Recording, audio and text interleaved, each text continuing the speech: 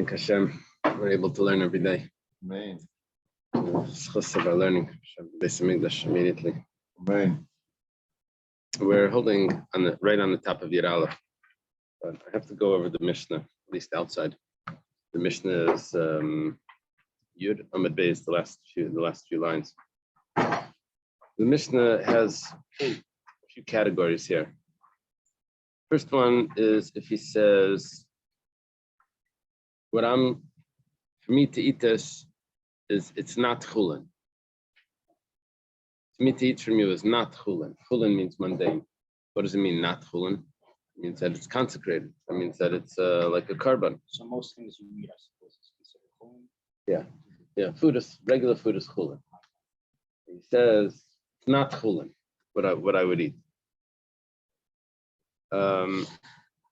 It's not kosher. Now, kosher over here doesn't mean that it's not from the kosher type of animal. Kosher over here means that it's like a sacrifice that's not kosher. It's not pure. So that would also be referring to a sacrifice. Sacrifices need to be pure. Okay, that's one category. Or he could say it's pure, impure, it's nicer, or piggle. So all of those is when he says those terms, he's referencing sacrifices. So it's considered like he took a vow that he's not going to eat this as if it would be a sacrifice, because that's the original type of vow. Another possibility is he says it's like the sheep, it's like the pan, it's like the wood, it's like the fire, it's like the altar, it's like the heichal, which most commentators interpret it's like the things that are brought to the heichal. It's like Yerushalayim. It's like the things that are brought to Yerushalayim. If he says any of these, it's considered a korban. It's considered a vow, which is associated with a korban. Rabbi Yehuda said that if he says Yerushalayim, he didn't say anything. And the explanation that we gave for that is because he has to say ki Yerushalayim, like Yerushalayim. So the way the Ran spells it out is that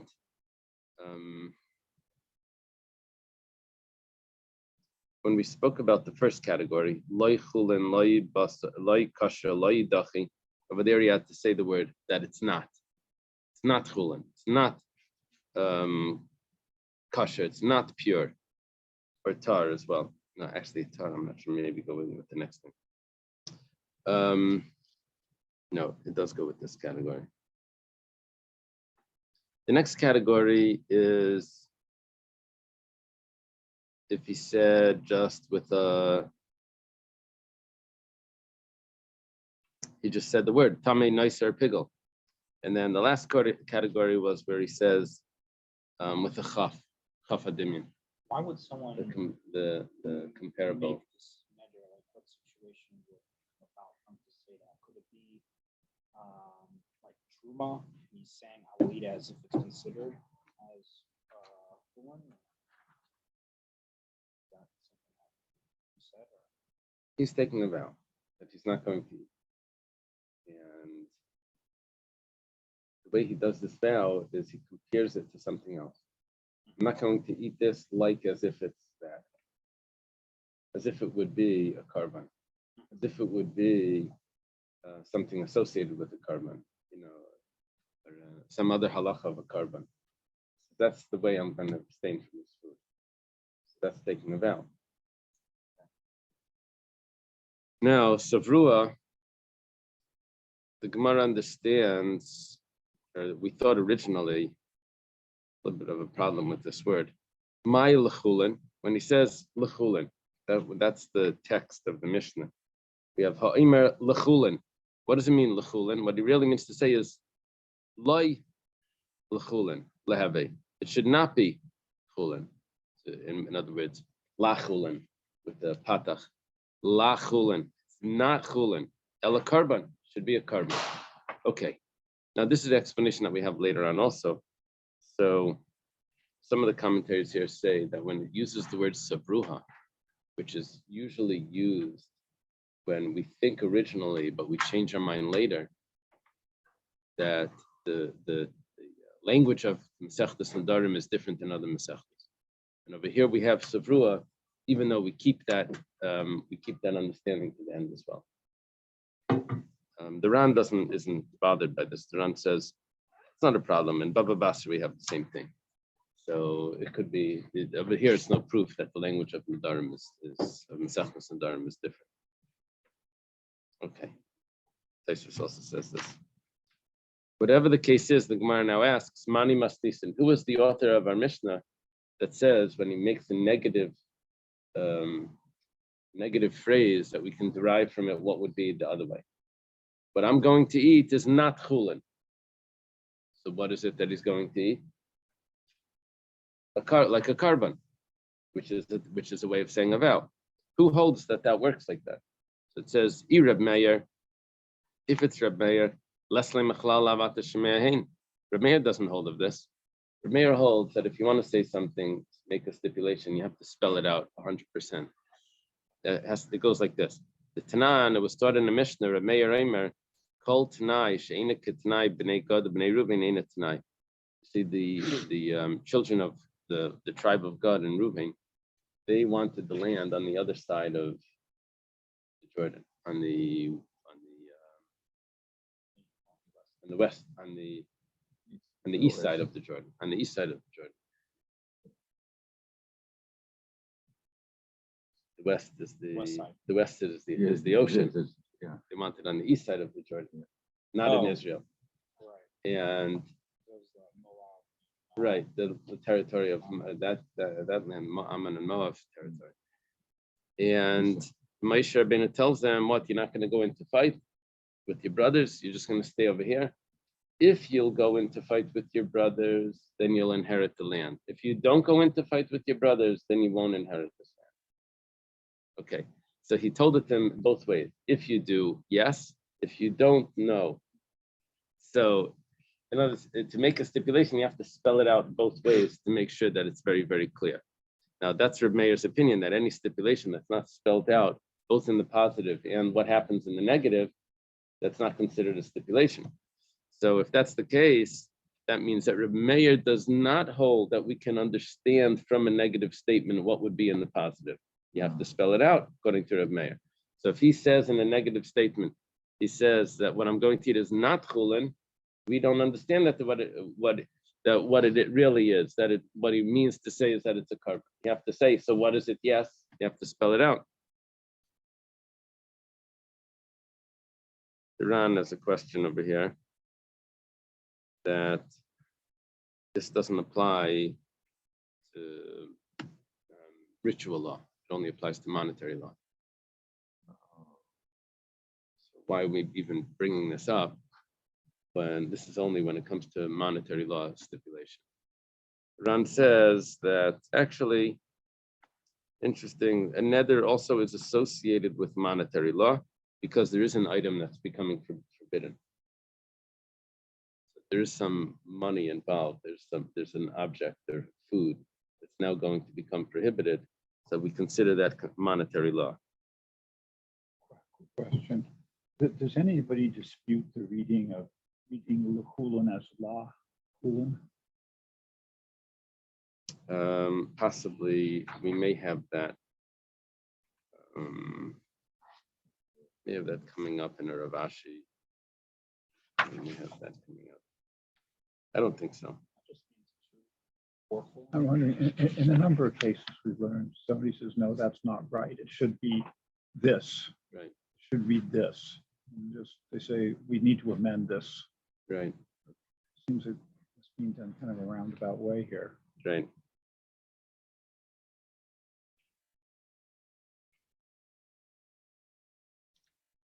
But the Gemara spelled it out. The Gemara says, "My lechulin, lechulin." This is Dalit over here.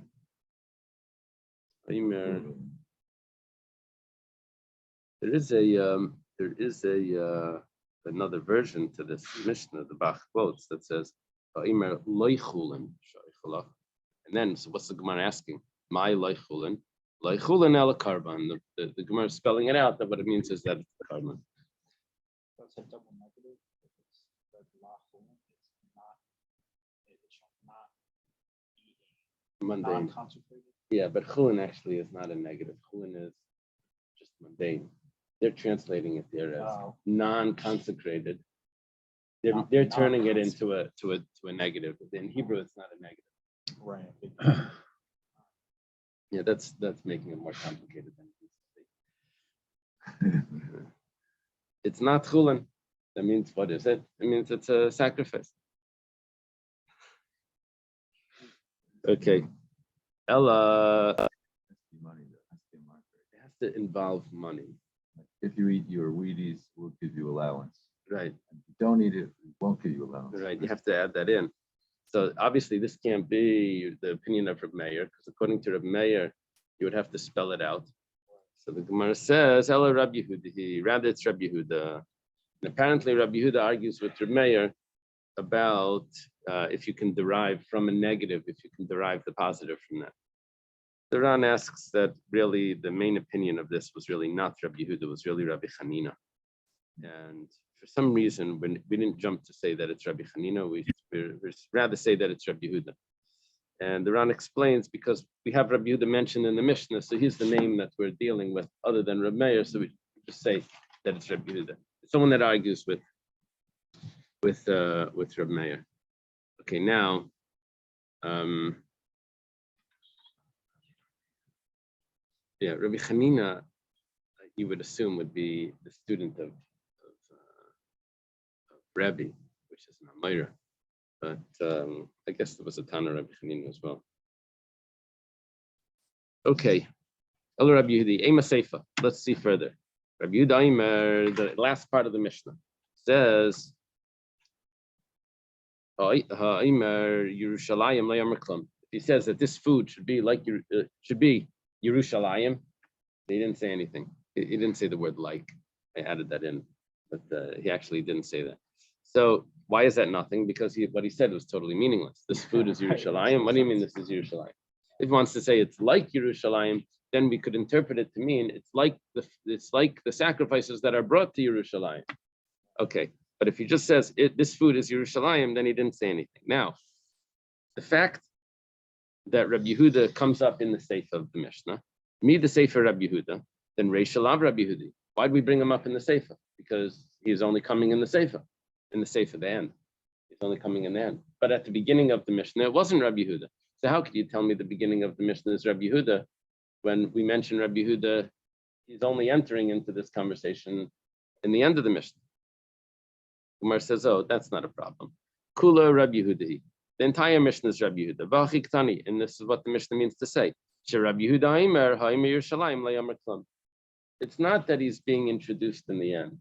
At the end, we're just explaining that all of this was Rabbi Yehuda, because Rabbi Yehuda's opinion is, you have to add in the word because, share Rabbi Yehuda, that Rabbi Yehuda's opinion is, and it's explaining that this was that the whole time it was just Rabbi Yehuda. Okay, the Gemara now asks, V'chiyamar ki Yerushalayim l'Rabbi Yehuda mi mitzar. Let's say he does say ki Yerushalayim. Would that be a problem according to Rabbi Yehuda? We said if he says this food is Yerushalayim, that's nothing. But if he would say this food is like Yerushalayim, then that would be prohibited.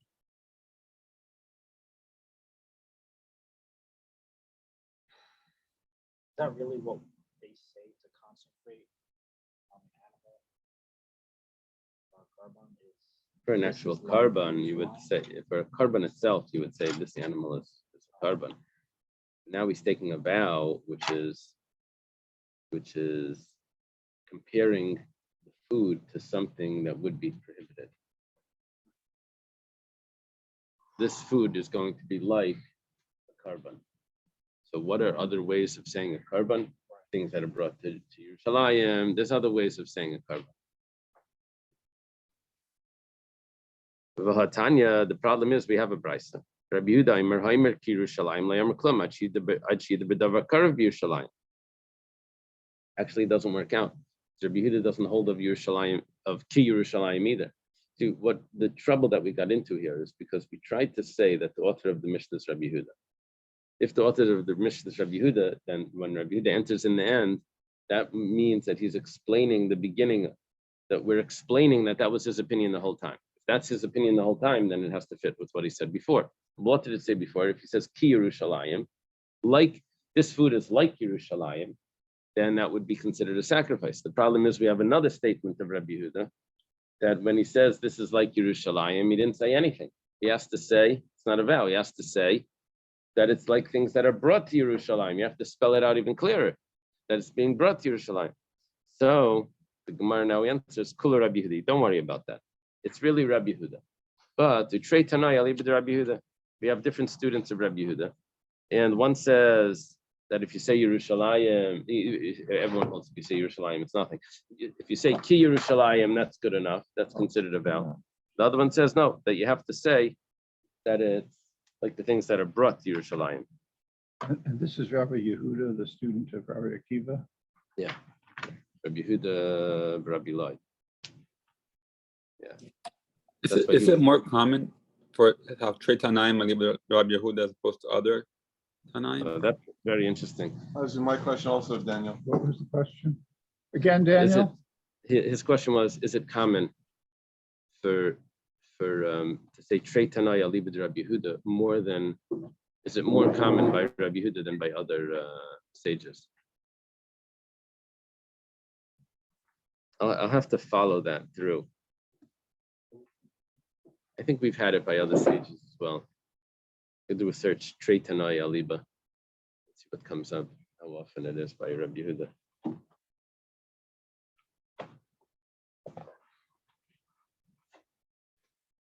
Yeah, it's interesting that we don't really get an explanation for, there's a lot of Gemaras that say Trei Tanai Aliba, the whatever. And the Gemara doesn't explain. So what happened there? I mean, how did we resolve the problem?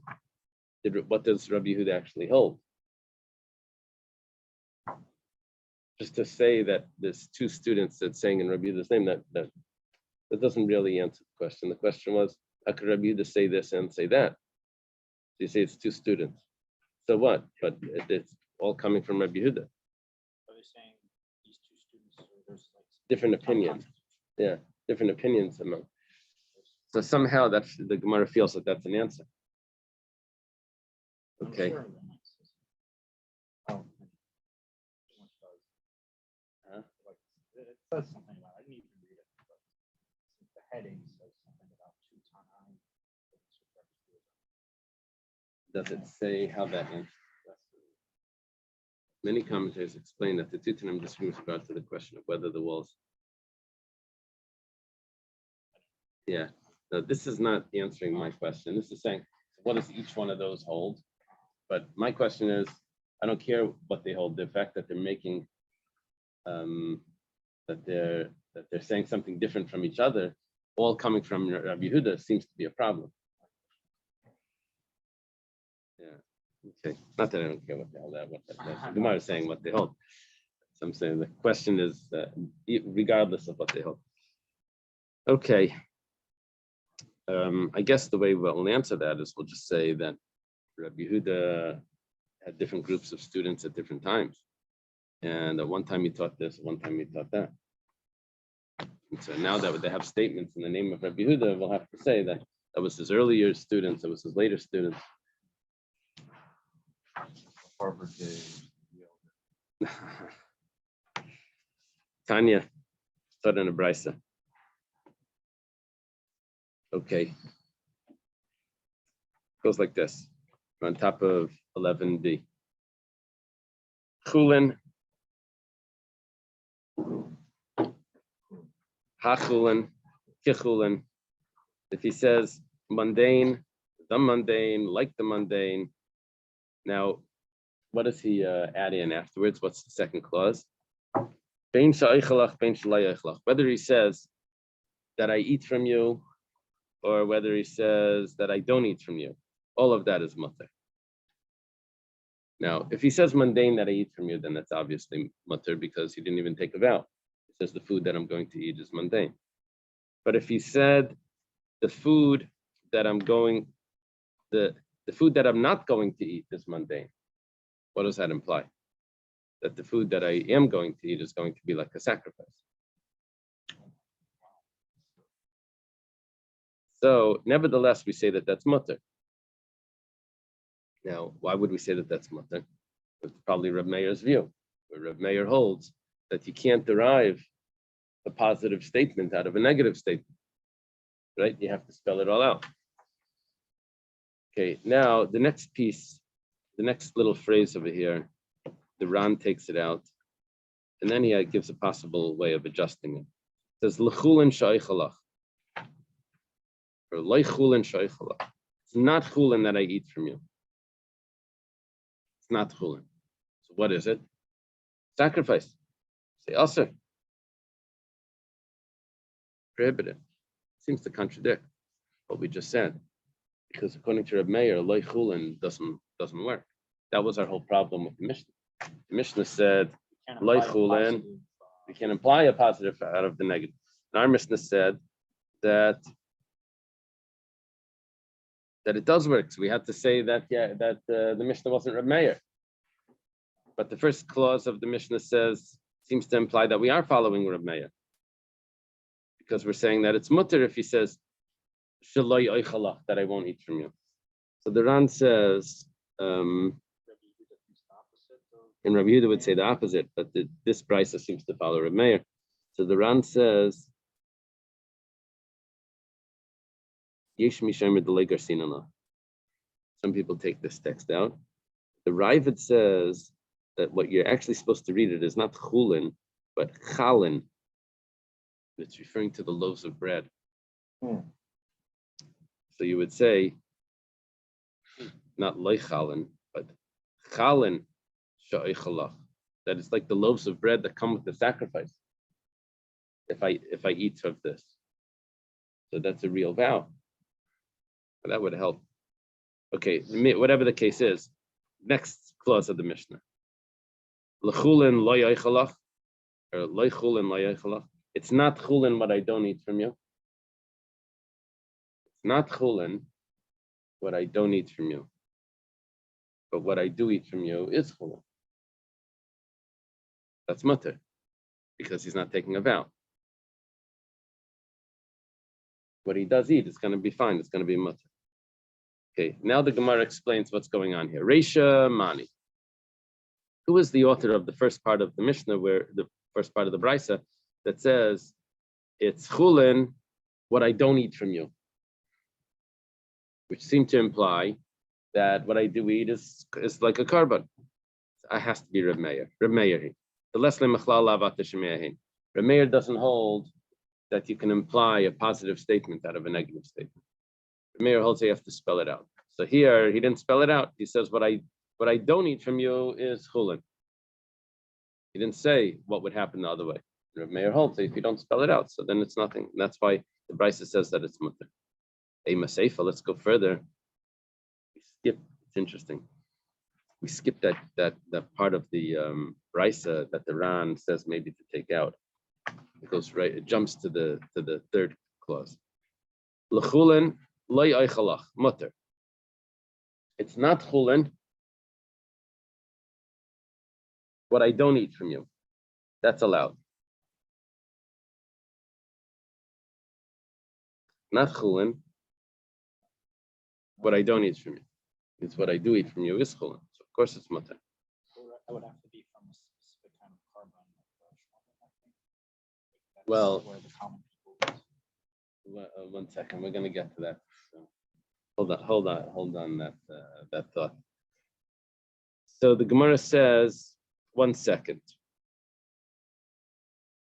This is a little bit of a long question, run-on question.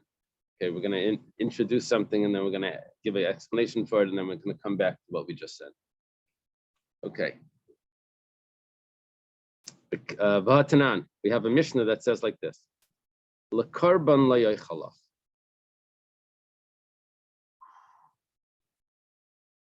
It's not a carbon what I don't eat from you. Which means what I do eat from you is a carbon.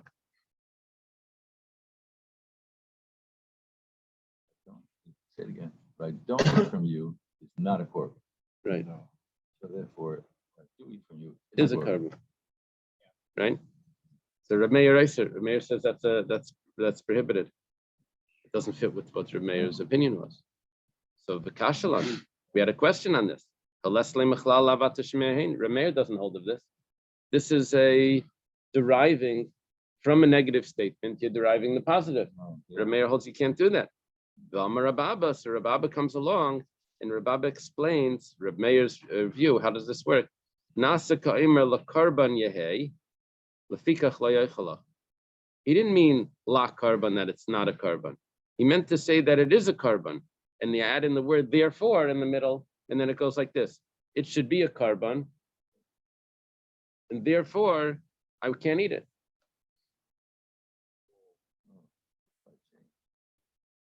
So now, if Rabab is able to do that,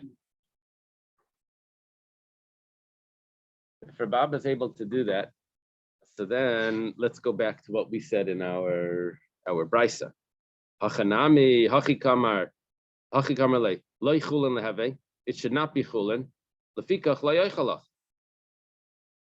It's not chulin, and therefore, you can't eat it.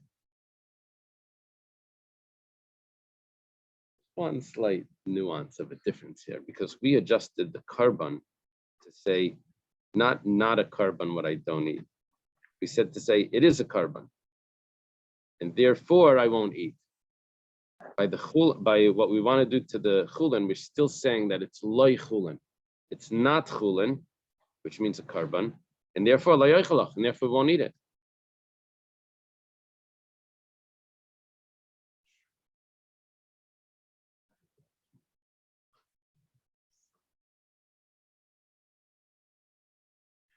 Excuse me, back in the first Mishnah, we're talking about the yad.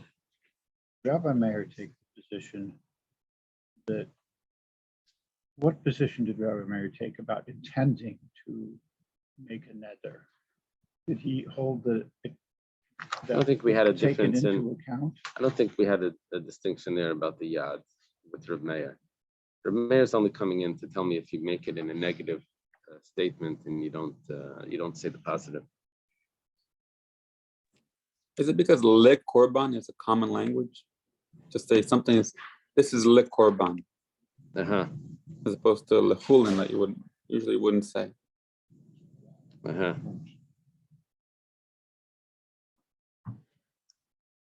What the Ran does on this page several times is he says, you're right, it could go this way and it could go that way. This is how the Ran answers this issue. He says, when you say the carbon, you could mean that it's for a carbon, it could mean that it's not a carbon. But whenever we have a question about Nedarim, we always have to be more strict. So we're going to take it in the stricter way and say that it means that it's a carbon. When it came to chulin, we'll say that it means that it's not chulin, because we have to take the more stricter view. You have to be machmer. Yeah. So now the question is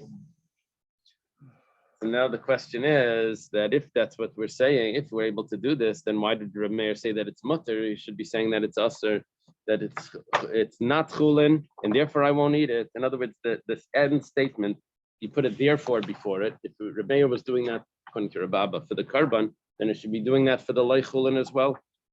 The Gemara says, "Haytana savalak Reb Meir b'chada palagla b'chada." I think when it says Haytana, I think it's referring to our Mishnah.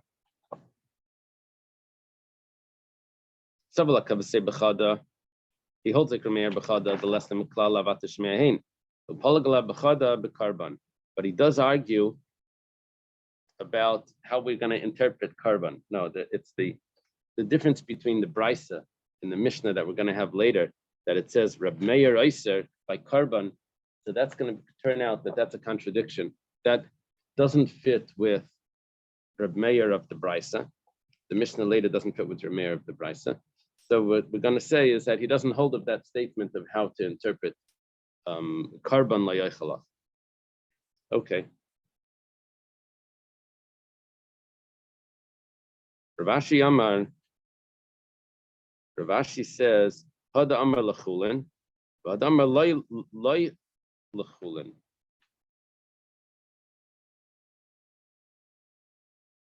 the aleph over here. Leichulin, you take out the second lamed. Rav Ashi says that really it could all be Reb Meir. It says lechulin layoichalach, and we said that that's mutter. There's a difference between the lechulin and the lachulin. If he says lachulin, rather it should be like a carbon. So just 1 second. Let me see how this is interpreted.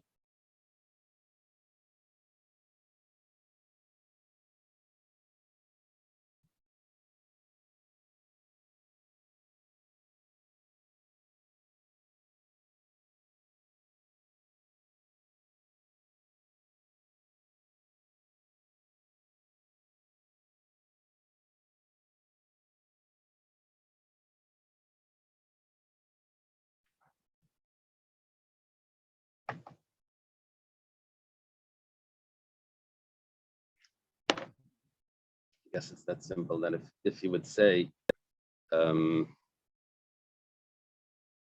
maybe he's making the distinction that we said that the carbon he's interpreting to mean that it's a carbon. It's a carbon and therefore I won't eat it. Versus Rav Ashi accepting Rav Abba.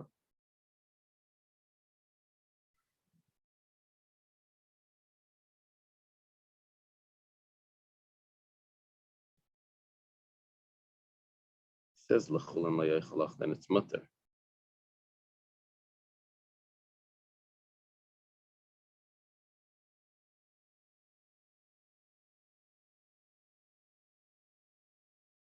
I think it's the way that we explained it. That if he says it's not chulin, it's not chulin what I don't eat from you, which sounds like what I do eat from you is chulin. Rav Meir doesn't accept that because that's deriving a positive out of a negative. But if I say la carbon, that it is a carbon, what I don't, or if he says it's not a carbon what I don't eat from you, for some reason that he would accept. It must mean that he's not saying it's not a carbon, he's saying that it is a carbon. And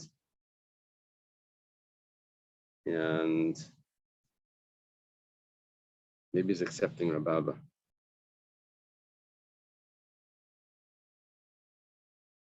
Let me see how your commentary says. I'm asking if Rav Ashi is accepting Rababa's interpretation.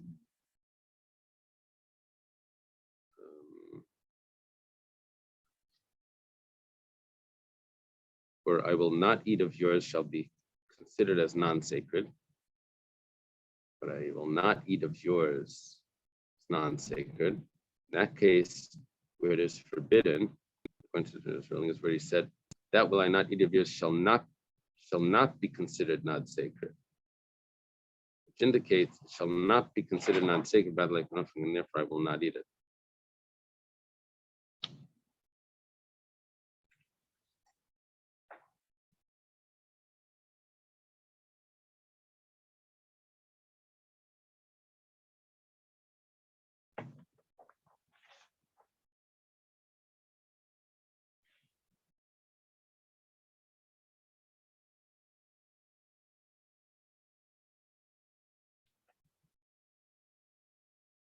Uh-huh.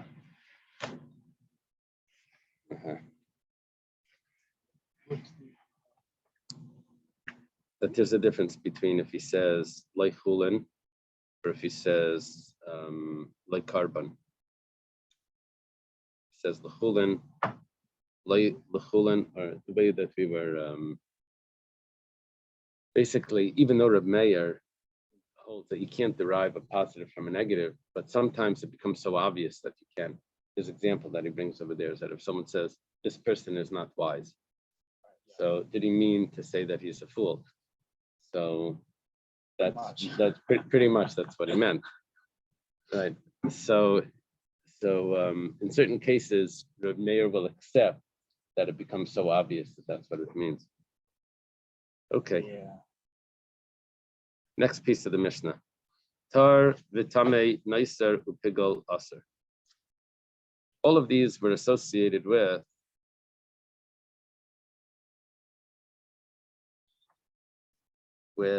something that's Wait, a sacrifice. I need some closure on the le korban versus la korban and the lecholin versus lachol. What's the final? Or do we not have?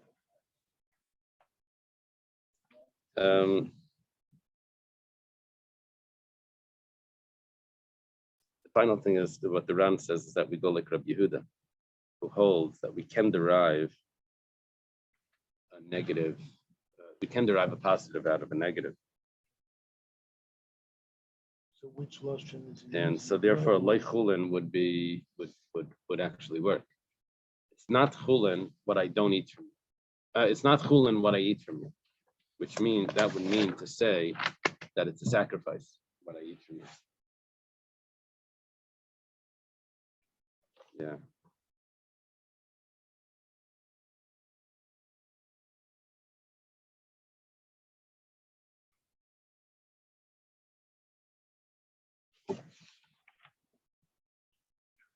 Okay. So the next part of the mission says, Tar Tami Nicer Pigel is all also. That's all considered.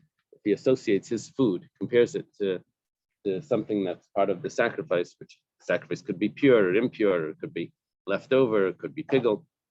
He says he's making it like a sacrifice, which is also. Now, this is one point that you need to recognize here before you learn this Gemara, is that when you associate food with the sacrifice and you're comparing it to the sacrifice, what you're really doing is you're saying that just like that became prohibited by a vow, because when someone makes a sacrifice, it's like he's making a vow that he's going to bring the sacrifice. So too, this food is also going to be prohibited like that. But if he makes it, he compares, he says, this food should be like pig. So, which is also prohibited. But because he wasn't the one that prohibited the pig was always prohibited. So then it's not considered that he took a vow, because this food isn't pig. It's only something that he was able to do, which was to make something prohibited by making it into a sacrifice. He can now compare this to that. Okay, boy Rami Bar Chama. Rami Bar Chama has a question. The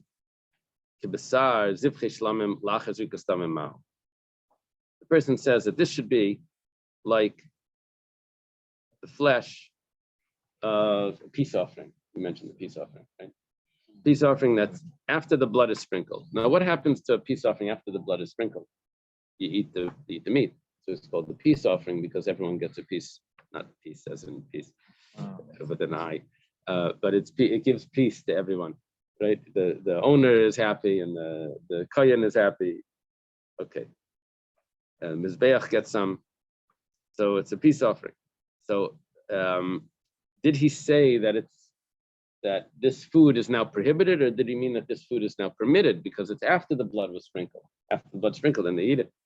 So what's the din? The Gemara says, if he said it exactly like that, so he just compared it to something that's permissible. So this food should be like, what's the Jewish food? Like lox and cream cheese. So is that prohibited? No, that's permissible. What happens is he has two pieces of food. He has the flesh of a shlamim, it's placed down, and he has the kosher food, the heter food, mundane food. And he says, says this is exactly like this. So what's the din? What does he mean to say? Be kari kamatvis. Does he mean to say that just like this was a sacrifice, so this should also be like a sacrifice? Not referring to how it is right now, that right now he's allowed to eat it. But the fact is that this is a sacrifice. Does he mean to say, as it was originally a sacrifice and it's prohibited? Or does he mean to say as it is right now, which is permitted? Why is it permitted now? Because the blood was sprinkled and they're allowed to eat it. What does he mean to say? Which aspect of this piece of meat does he mean? Does he mean as it was originally, or does he mean as it is right now? Rava says, Tashma, come and listen. Nicer upigel. Mishnah says nicer. So pigul is just a carbon that. No, pigul is actually carbon that went bad because he didn't have the right thoughts. The kind didn't have the right thoughts while he was bringing it. Now, when does it become? When is it possible for it to be nicer, which is what's remaining from a sacrifice? Or when is it possible to be pigul? That's only if the blood was sprinkled. See, what's happening is you have something that's already permissible to be eaten. Well, actually, this is not permissible because it's nicer. But the idea is that here the blood was sprinkled already, but we're viewing it the way as it was before the blood was sprinkled. No, the question is not regarding the blood. The question is when we have the sacrifice in front of us, and we're saying that this food should be like the sacrifice that's in front of us, do we mean to say as it is right now, or do we mean to say as it was originally when it became a sacrifice, which was prohibited? Right. Prohibited then would only apply to pigul, not to noiser, because sacrifices were good for 1 day or 2 days. Yeah, but right? he's So saying noiser is only after that. right. Right. But both of those are actually prohibited to eat for other reasons. But we're ignoring the fact that there's other reasons why it's prohibited to eat pigul and noiser. We're just saying that he's talking about a sacrifice. That we're just saying, I know he's calling it pigul and noiser, but what he really means is the sacrifice aspect of the pigul and noiser. And so, but the question is, 1 second, but he's referring to it after the blood was sprinkled. So after it's referring to after the blood was sprinkled, then if he would have said that this should be like this, and both pieces are there in front of him, and both the sacrifice that had the blood sprinkled, so that would mean that he's referring to it, even though it's after the blood was sprinkled, but he's referring to it as it was originally when it was. That's what we're seeing from pigul and noiser, that he's going back to how it was originally. As it was originally, meaning before the Blood was sprinkled, so which means, but it's still a problem if it's pigul. yeah, but he's ignoring the pigul aspect. He's saying that it's a sacrifice. I see this, Yeah. I see the same question. It's pigul and noiser don't exist until once you have Right. the sacrificing and the sprinkling. So how can you go back before that and call it either pigul or noiser if it's not existing? Is that what you're asking? Yes, but with respect to noiser, pigul I get because The pigul also, you have to have the thought at the time of the sacrifice, but thought they is- didn't do they the didn't do the sacrifice. sacrifice. So it's really on both. They just have to do another project.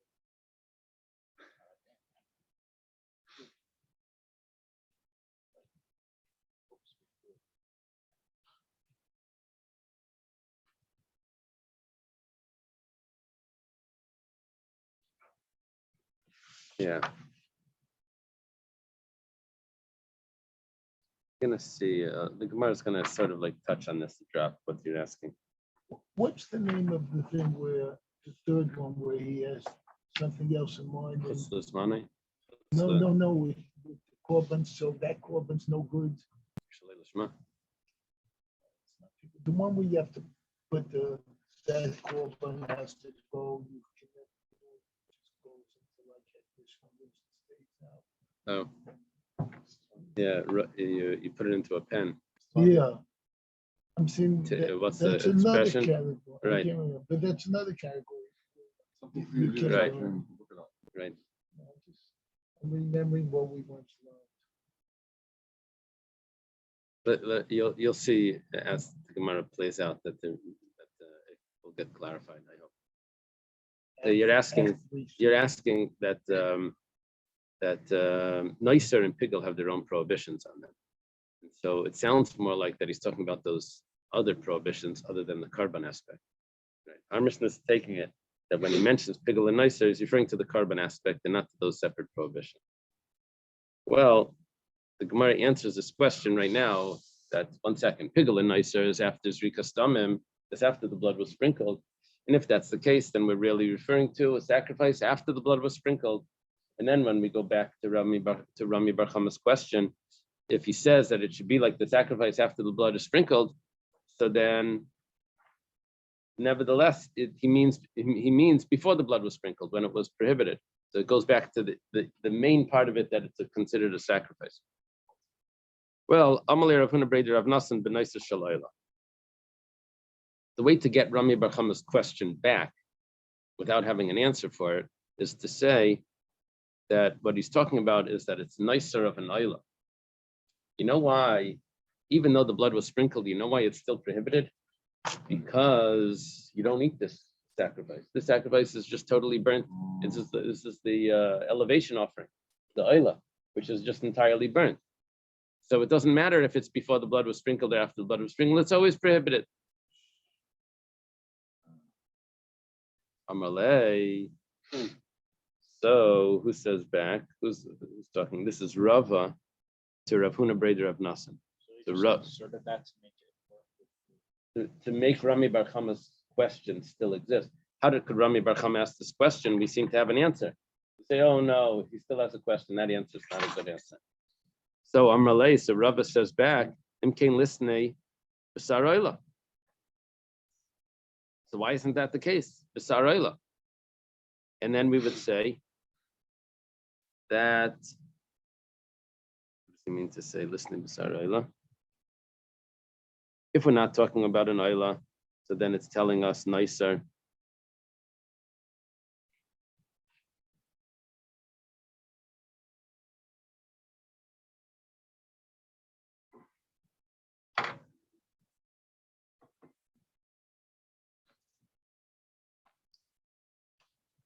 Sar Ayla.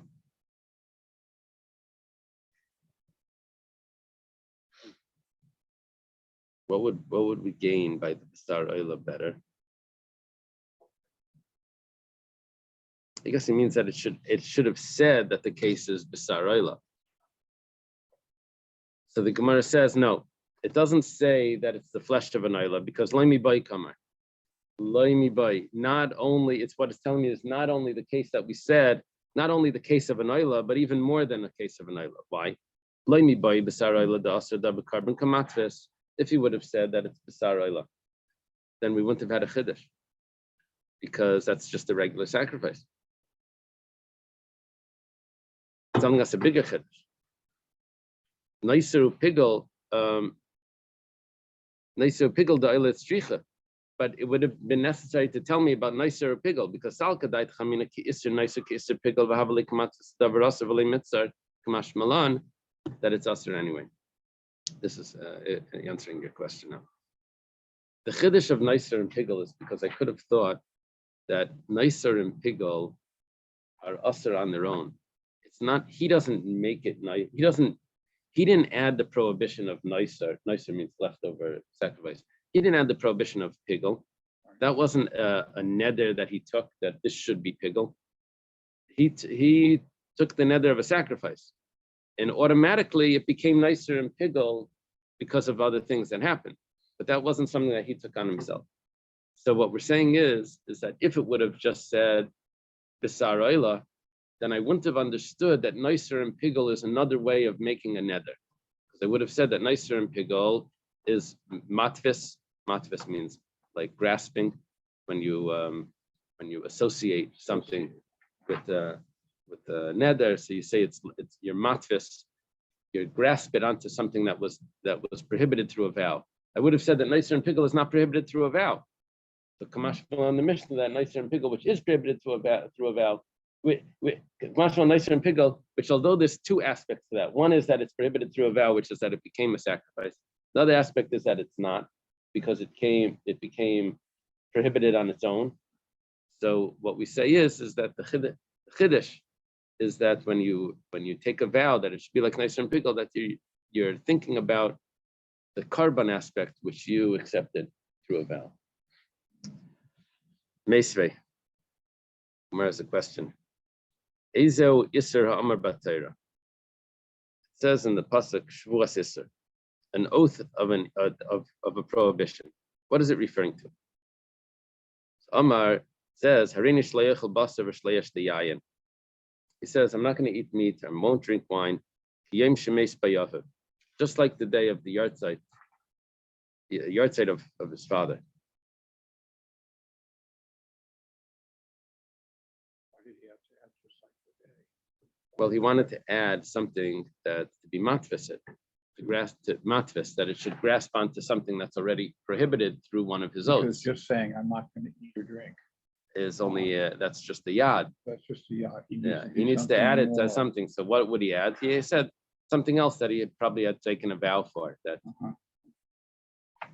or kiyem shemes by rabbi, for the day of the yahrzeit of his teacher. Kiyem shenereg ben by Gedalia ben Achikam, and the day that Gedalia was killed. Now, although that's a rabbinic fast, but we consider that something that he took on himself. It's as if it's a neder. Kiyom sharisi Yerushalayim b'charbana, like the day that I saw Yerushalayim in its ruins, which maybe then he also would be fasting, supposed to tear his clothes or something. Ba'amar Shmuel says, "V'hu shenadar b'aseh hayom." The only way that this would work, Shmuel says, is that previously, in a previous year, he had actually taken that day, he had taken a vow that that day he's going to fast. So now we're looking at him associating a new fast that he's not going to eat meat or drink wine with the day that he already one time taken the oath that he's not going to eat. Okay. Whoa. Sit right down. What happened? Sit down, sit down. Davening is 8 o'clock. Minyan is 8 o'clock. Can't fit down Yomi. 8 o'clock. Yeah, 8 o'clock is minyan. So it wasn't, No, no. it wasn't, Maybe he didn't change the clock. Russian time. so it wasn't just that he didn't eat the day, say that his father died.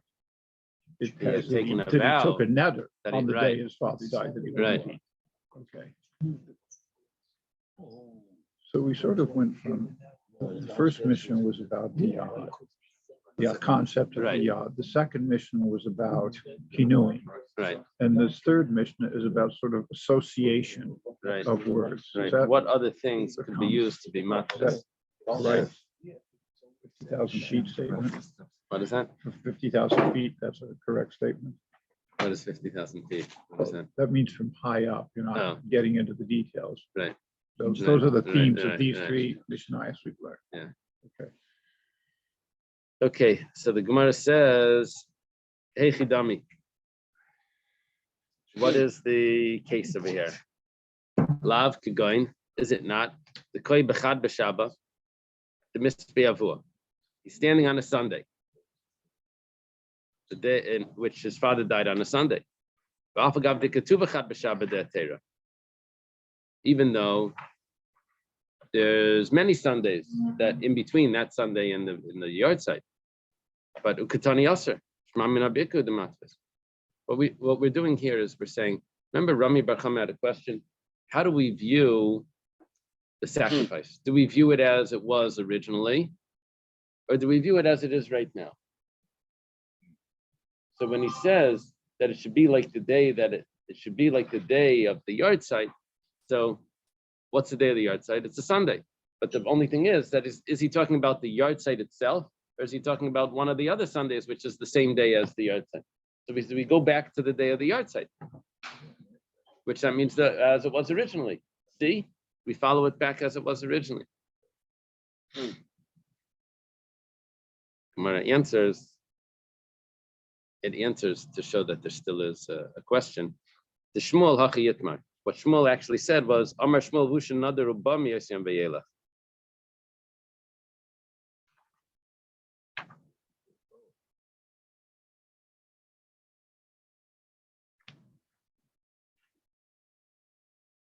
That he took a vow for every Sunday. He never had a permissible time. Every Sunday he fasts because that was the day of the yard site. Usually it's one day a year. He's doing one day a week.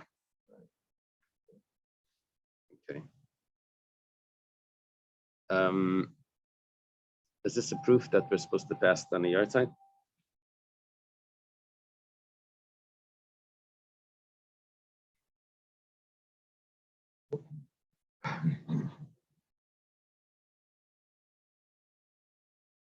They say from Rabbi Yaakov that originally everyone fasted on yard sides, but then they said that you can make a siyum also to get rid of the fast, just like on Erev Pesach, you make a siyum to get rid of the fast. So what they would do is they bring to shul food, just like on Erev Pesach, you bring a l'chaim and you bring because of the siyum. So over the years, people forgot about the siyum, and they just left. They just left the food. People just show up with food. Yeah, that's what he claims. Anyway, Amar Ravina. Ravina says, Tashima, come and listen. Kechalas aron ukutrumasai. What's chalas aron? Chalas aron is the separation of the bread. When someone bakes bread, they have to separate a little piece, 1/24 or 1/48, or today that's just a pinch. And the truma that's given to a kohen. So what's the din? That's going to be mutter.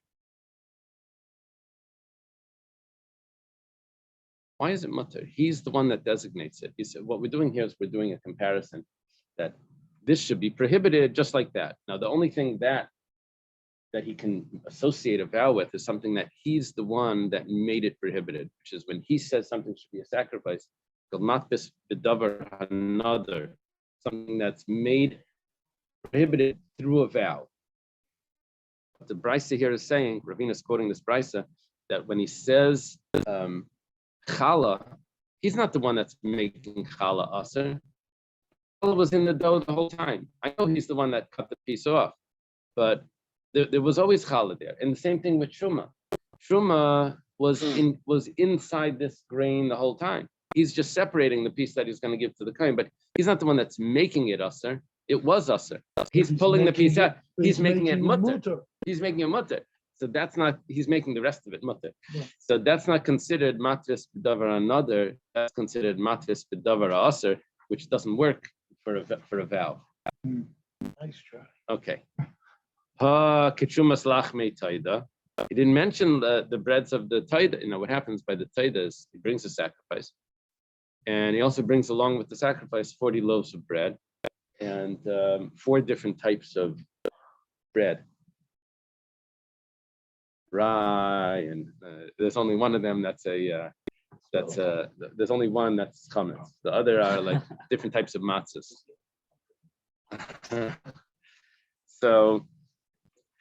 So one of those 40, and not one of those 40, one of those, this 10 loaves, four groups of 10.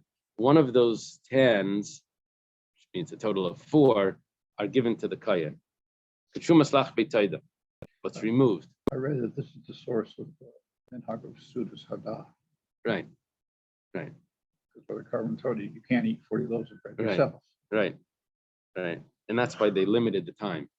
Also, the time is limited because you have to invite more people or else it goes bad. Not spoils goes bad. It goes bad because the halacha is same thing, right? So that would be aser. Okay, now what we're looking for here is an answer to what are we talking about? When are we dealing with the sacrifice? When a person is saying that this should be like this, are we dealing with when the sacrifice before the blood was sprinkled?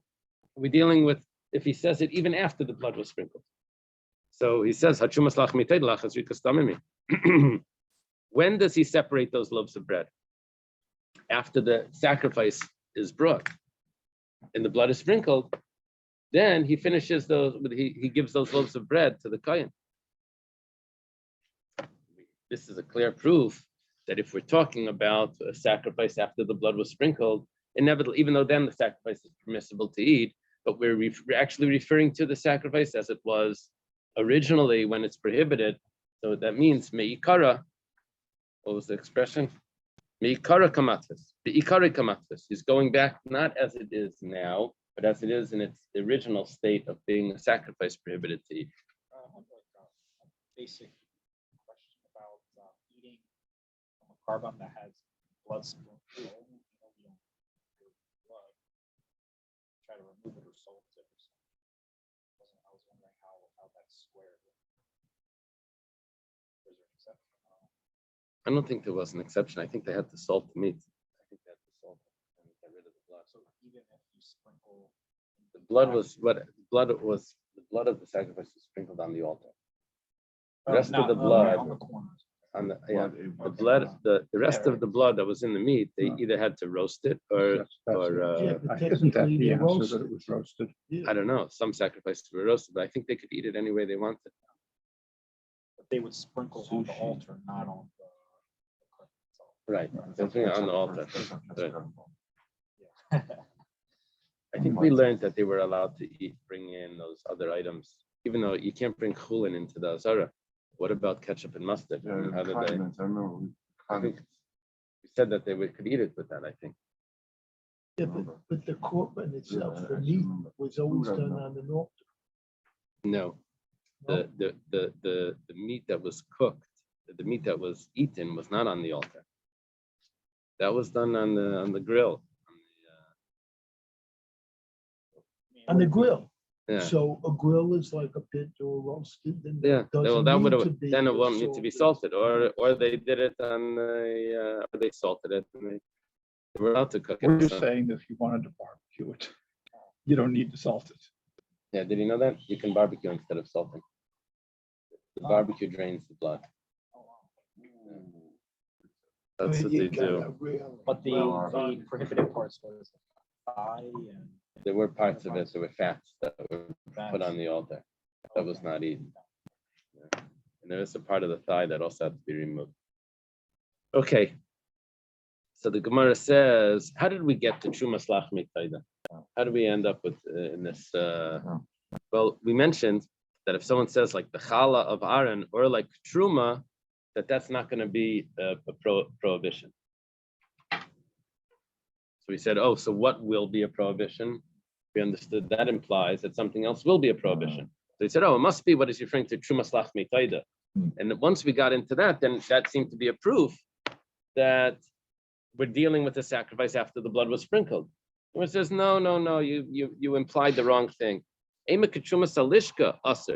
If you would say it's like the Trumas Halishka, remember Trumas Halishka, Shkalim, when everyone gave coins, they donated coins, and then they took those coins out. Those coins can't be used for anything except for sacrifices. So, but it's not that those sacrifices are then permissible to eat. We're talking about just the coins themselves, which can't be used. So if someone says that this food should be prohibited to me, like the coins that are removed from the lishka, those half shekels, so then that would be prohibited. So we have no proof for Rami Bar Chama. So let's go back to what you brought up. So what would be the din by the Lachmi Taida? That probably means mutter. What you're trying to tell me is that if he says that this bread should be prohibited, like what's removed from the Taida, what are you telling me, that it's going to be permissible? Then why don't we say, supposed to be Trumas Lachmi Taida? Why didn't we mention in the statement that Ravina quoted, the Brisa, it says if someone says that it should be prohibited like challah, it should be prohibited like truma. Why didn't we say it's prohibited like challah and fish and prohibited like what's elevated from the taida, the breads of the taida, and for sure truma would be also be permissible. If all of those are permissible because you're matvis bedavar aser, those are prohibited because matvis bedavar aser. The lachmi taida is not davar aser. Lachmi taida would be something else.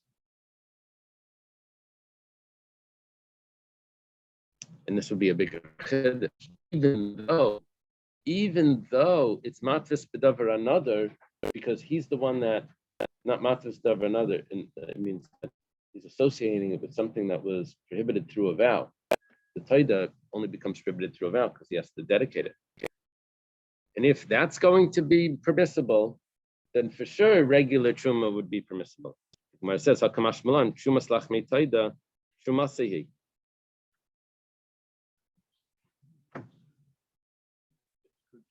That's regular truma.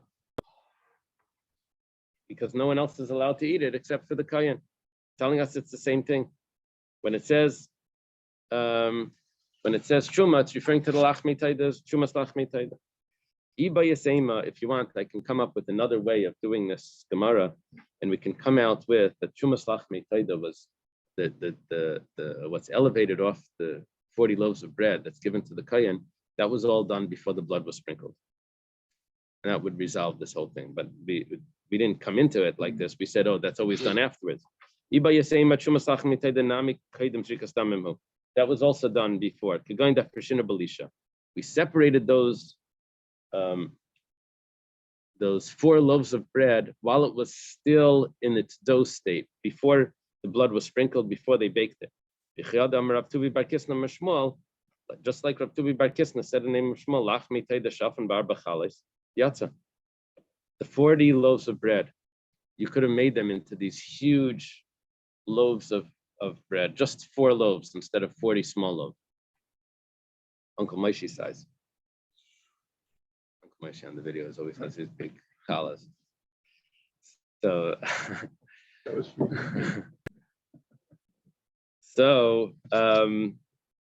there's always food in those videos. I don't know if you noticed. You don't see the kids.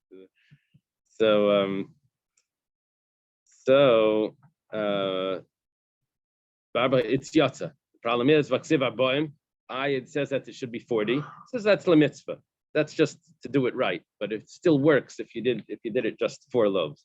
But by lemishkal truma, but you have to remove truma. You have to give the kohen 1/10 of each of those 4. Maybe you took one of the loaves and you gave him 1 big challah, and you kept 3. It doesn't work like that. You have to take 1/10 of each one. You know what we can do? We can slice it. And you take a slice from each one. But the pasuk says echad. You're not allowed to take a slice. It has to be a whole one. Rather, they separated it before it was baked. That they separated it all before it was baked, and that's how they were able to get they were able to remove the truma before the blood was sprinkled.